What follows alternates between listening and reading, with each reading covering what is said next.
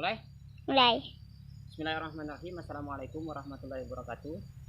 Kami di sini akan mencoba untuk membuat sebuah video yang berkaitan dengan bagaimana proses atau cara-cara dan bahan-bahan yang digunakan dalam proses stek batang, yang mana dalam hal ini untuk memenuhi tugas dari mata kuliah perbanyakan tanaman.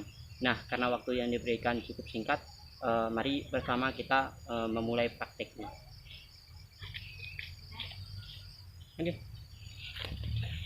Nah, di sini bahan-bahan yang digunakan dalam stek batang ini seperti namanya.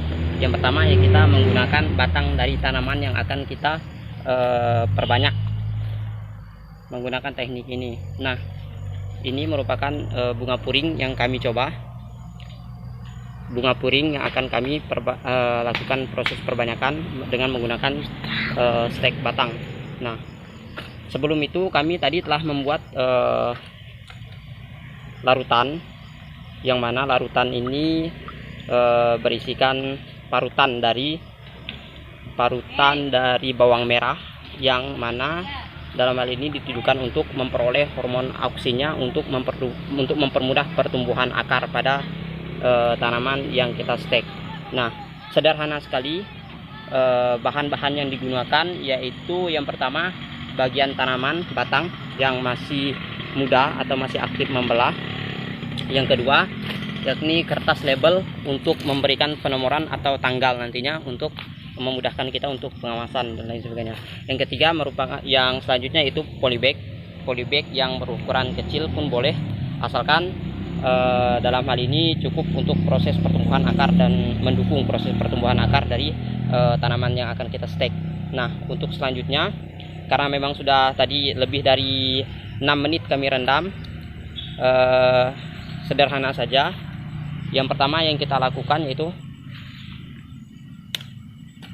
dengan membuat lubang pada media tanam. Nah, media ini terdiri dari pasir, pupuk kandang, dan tanah. Kita bisa lihat warnanya hitam, teksturnya tidak terlalu keras, karena ini akan mempengaruhi proses pertumbuhan akar nantinya. Nah, sederhana saja, kita tusuk. Setelah kita tusuk, nah, kita masukkan seperti ini. Ini bagian ujungnya sudah kita potong tadi bagian kulitnya. Setelah itu kita langsung masukkan seperti ini. Masukkan. Nah, seperti ini. Kita tidak terlalu kuat untuk menekan agar tanaman tidak goyang-goyang saja. Nanti akan kita tutup dengan plastik untuk mengurangi proses penguapan. Nah, mengapa kami pangkas sebagian besar daunnya?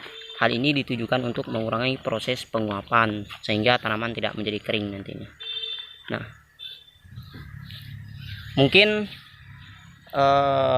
itu tahap dari proses stek batang.